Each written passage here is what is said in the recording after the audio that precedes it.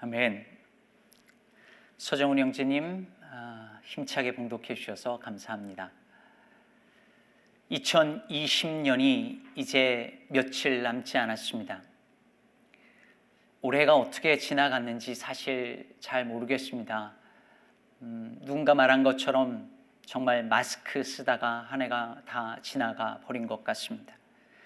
길지 않은 인생에서 1년이 이렇게 지나가 버렸다라고 하는 것이 너무 아쉽기도 하고, 한국 기준으로 하면은 며칠 뒤에 또 한 살 나이를 먹는다고 하는 것이 생각하면 좀 억울하기도 합니다. 내년이 소띠 해라는데요, 제가 소띠거든요. 그래서 내년엔 얼마나 더 또 일을 해야 될까 하는 겁이 나기도 합니다. 여러분은 나이를 먹는다는 게 어떤 의미인 것 같으신가요? 나이가 든다는 것은 점점 약해진다는 뜻일 수도 있고, 외로워진다는 뜻일 수도 있고, 먹어야 할 약과 영양제가 더 늘어난다는 것을 의미할 수도 있겠죠. 그만큼 죽음에 가까워진다는 뜻일 수도 있고, 또 주님 배울 그 날이 가까워진다는 것일 수도 있을 것입니다. 하지만 나이가 든다는 것은 어쩌면 인생에 다 때가 있다는 것을 안다는 것 아닐까 싶습니다. 겨울이 가고 봄이 오는 이런 계절이 있는 것처럼 인생에도 계절이 있고 때가 있다는 사실을 압니다. 뭐 이런 건 누구나 다 아는 것 아닌가요? 라고 말할 수도 있어요. 하지만 나이가 들면 들수록 인생에 다 때가 있다라고 하는 이 진리가 더 절실하게 다가오는 법인 것 같습니다. 오늘 말씀 전도서 3장 1절에서 전도자는 이렇게 말합니다. 범사에 기한이 있고 천하 만사가 다 때가 있나니. 다 때가 있다는 게 무슨 뜻일까요? 다 때가 있다. 아재 개그를 하고 싶은 걸 지금 제가 꼭 참고 있는데, 다 때가 있다. 전도서를 읽어보면 이 코엘레트 혹은 전도자가 인생에 있어서 의미 있는 것이 무엇인지를 탐구합니다. 그걸 관찰하고 연구를 해요. 무엇이 인생에 의미가 있을까? 해 아래 무엇이 유익할까? 어떤 것을 알고 어떻게 살아야 의미 있는 인생이 될까? 그것을 계속 고민하고 연구하고 관찰을 합니다. 그래서 첫 번째로 찾은 것이 뭐였냐면 지혜였어요. 지혜가 어떤 유익이 있지 않을까, 인생에. 그래서 지혜와 지식을 얻기 위해서 노력하지만 결국은 지혜를 얻고 지식을 얻고 나서도 그게 헛되다는 것을 깨닫습니다. 지혜가 있다고 해서도 인생을 다 알 수 없고, 지혜가 있다고 해도 구부러진 것을 곧게 하지 못한다는 것을 깨달았던 것이죠. 그래서 이번에는 인생에 어떤 의미가 있을까, 해 아래 무엇이 유익할까 찾다가 시간에 대해 관찰하기 시작합니다. 그리고 나서 살펴보니 범사에 기한이 있고 천하 만사에 다 때가 있다는 것을 깨달은 것이죠. 그러면 2절에서 8절을 보면 계속해서 때가 있다라고 말하죠. 날 때가 있고 죽을 때가 있으며, 심을 때가 있고 심은 것을 뽑을 때가 있으며, 죽일 때가 있고 치료할 때가 있으며, 이런 식으로 계속 때를 얘기합니다. 여러분, 여기서 전도자가 총 몇 번의 때를 이야기하는지 아십니까? 28번의 때를 얘기합니다.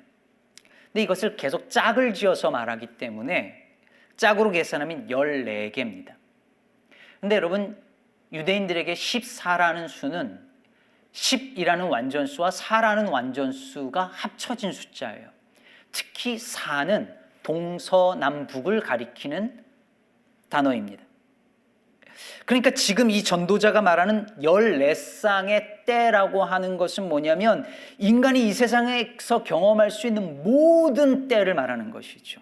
말 그대로 천하 만사에 다 때가 있다는 말입니다. 사실 이 때가 있다는 이 말은 성경에서뿐만 아니라 우리가 평소에서도 누구나 예수 믿지 않아도 다 하는 말이죠. 주로 언제 이런 말을 쓰죠? 결혼 안 한 처녀 총각들에게 이런 말 잘하죠. 결혼도 다 때가 있어. 요즘 청년들에게 이런 말 하면 안 되는 거 아시죠? 학생들에게도 하죠. 공부도 다 때가 있어. 나중에 나이 들면 하고 싶어도 못해. 저도 이런 걸 느낀 적이 있습니다. 박사과정 할 때에 40 다 되니까 이제 머리도 안 따라오고 체력도 안 따라오고 공부에도 집중력도 떨어지고 잘 기억도 안 나고 그러더라고요. 그때 정말 깨달았습니다. 아, 공부도 정말 때가 있구나.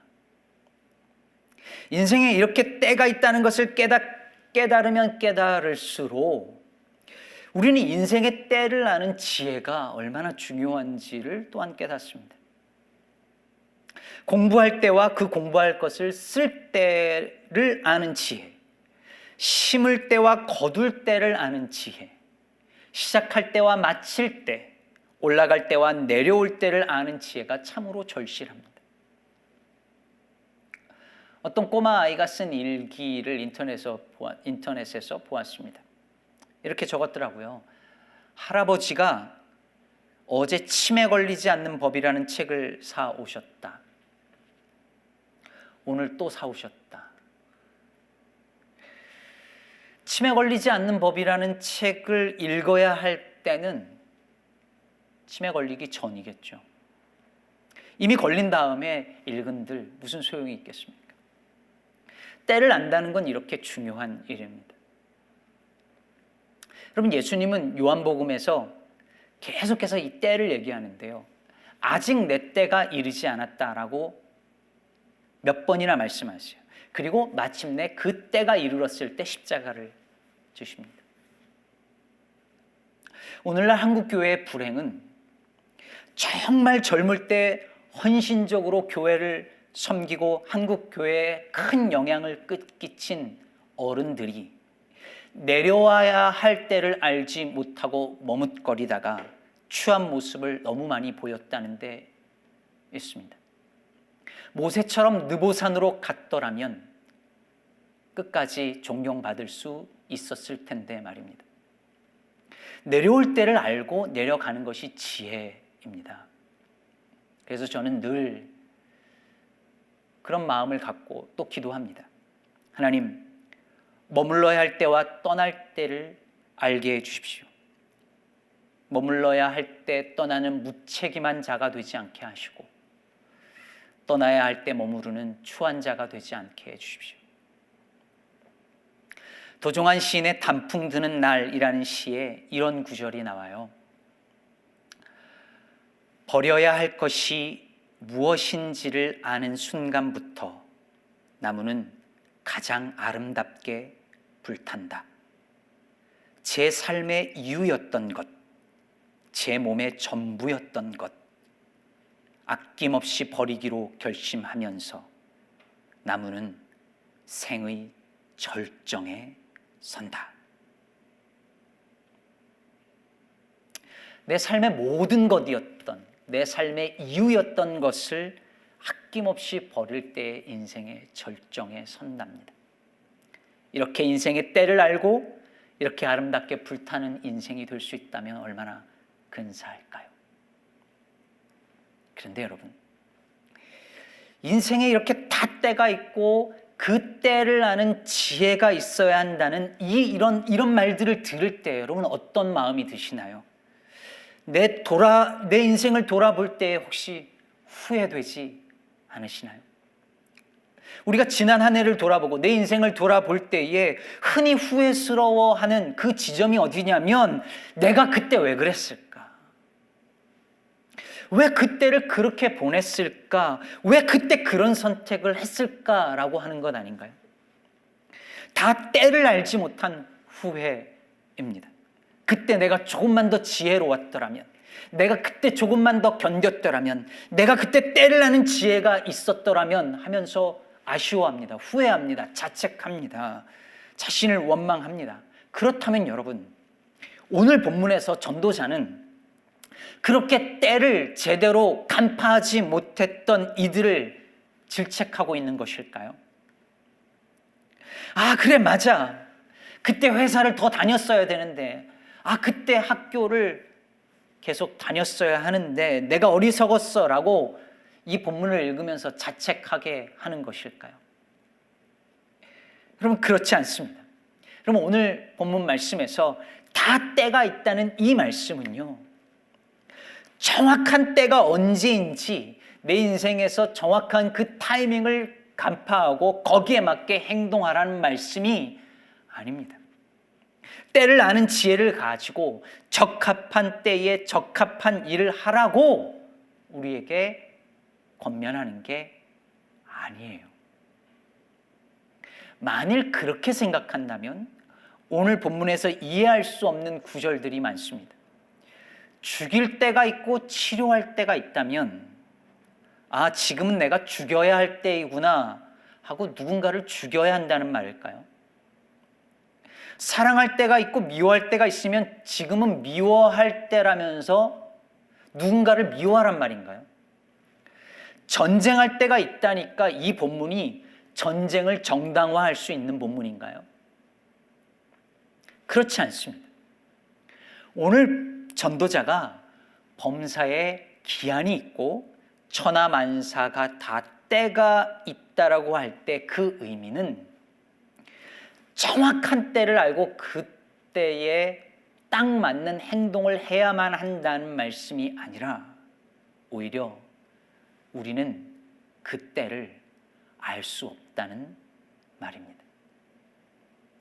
때를 아는 지혜가 중요해요. 그걸 부정하는 것이 아닙니다. 때를 아는 지혜가 너무 중요하고 때를 분별하여 행동해야 하지만 우리는 우리 인생과 이 세상에서 일어나는 그 때를 다 알 수 없다는 것, 그것이 오늘 전도자가 말하려고 하는 바입니다. 오늘 본문 11절을 보십시오.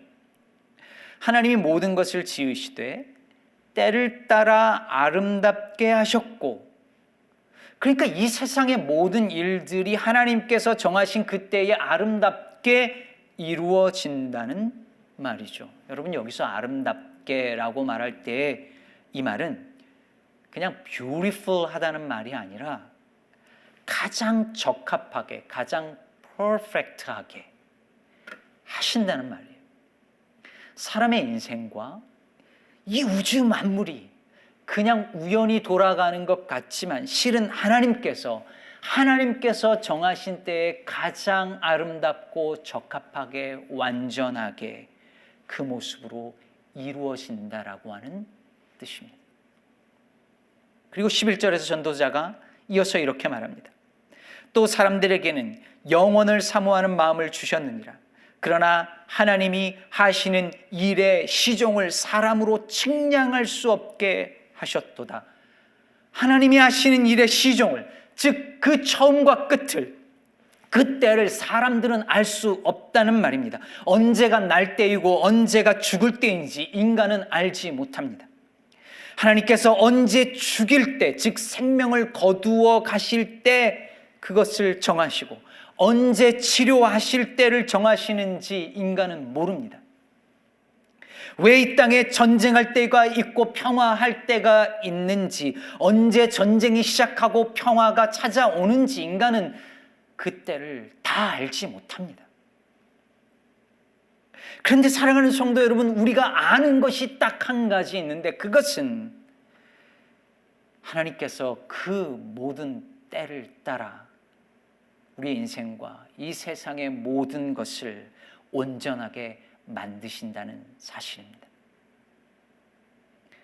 나는 때를 아는 지혜가 없어서 젊은 날에 그렇게 실수했지만,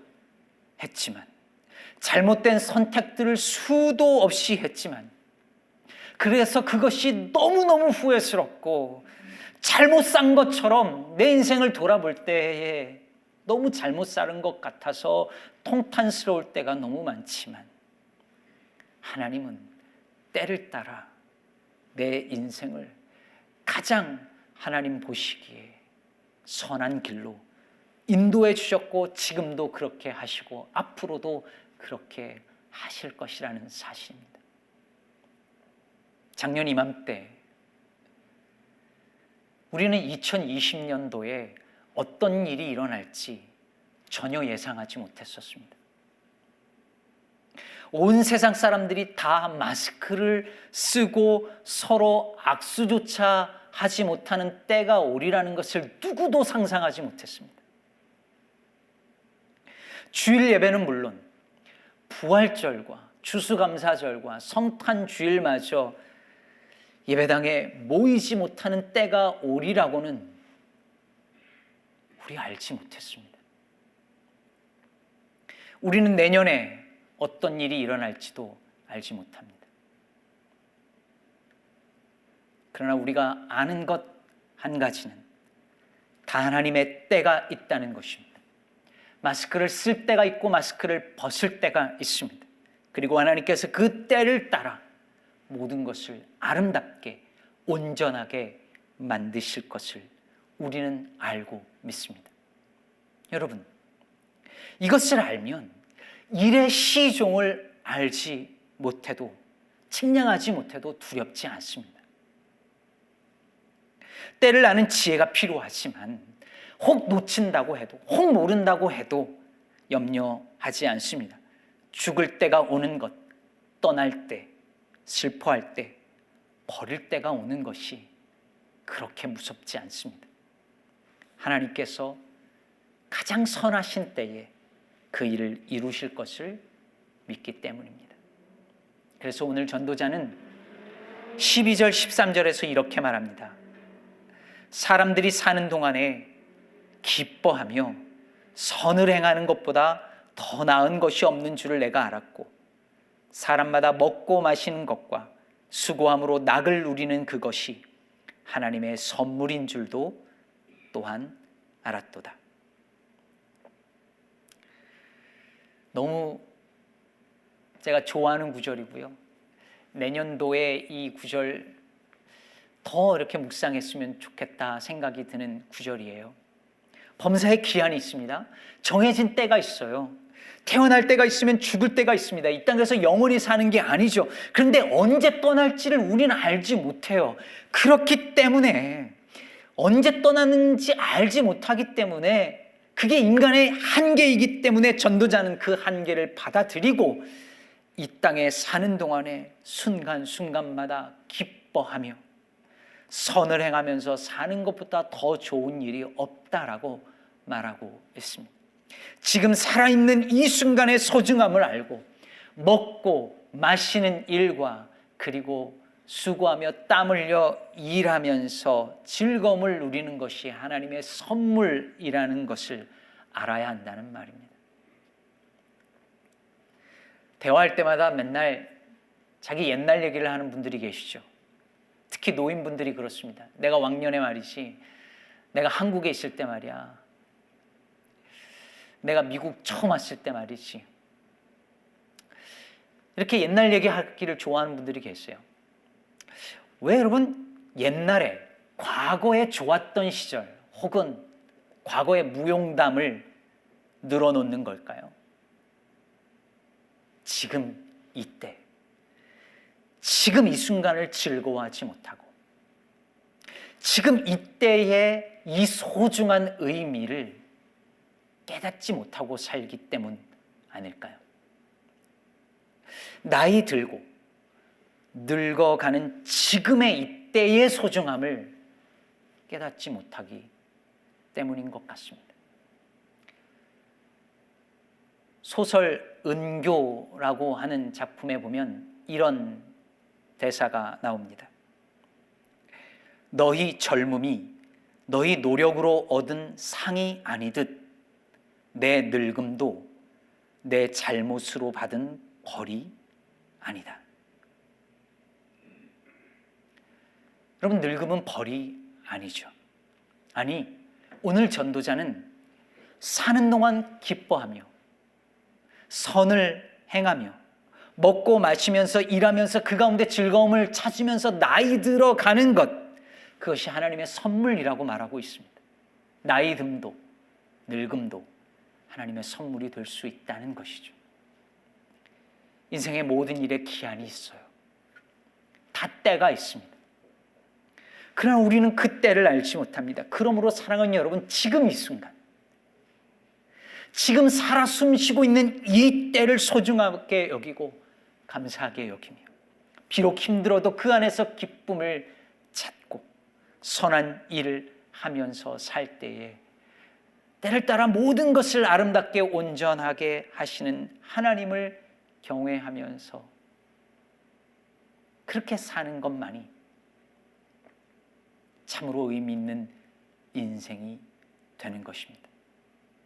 저와 여러분의 인생이 그런 복된 인생 되기를 간절히 바랍니다.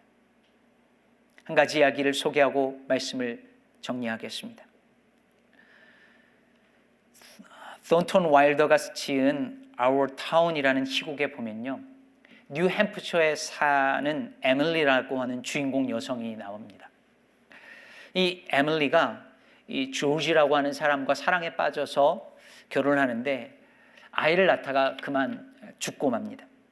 그런데 이 죽은 에밀리가 자기가 다시 살아나서 자신의 과거 중에 딱 하루 다시 살 수 있다는 걸 알게 돼요.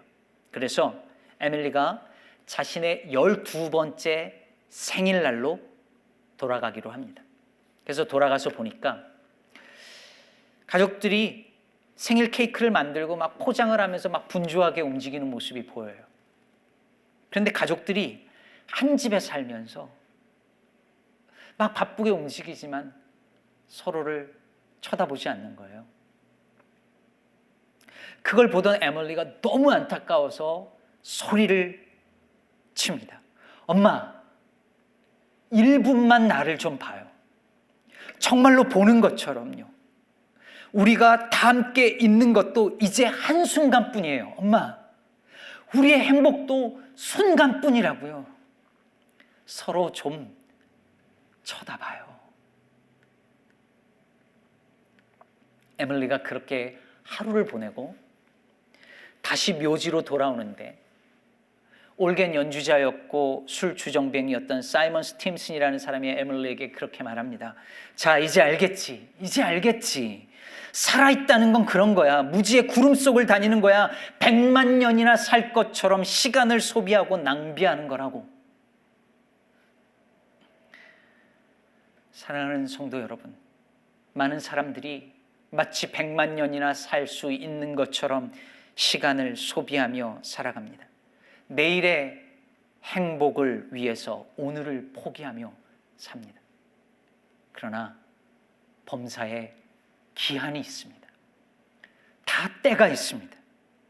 지금 이때는 다시 오지 않습니다.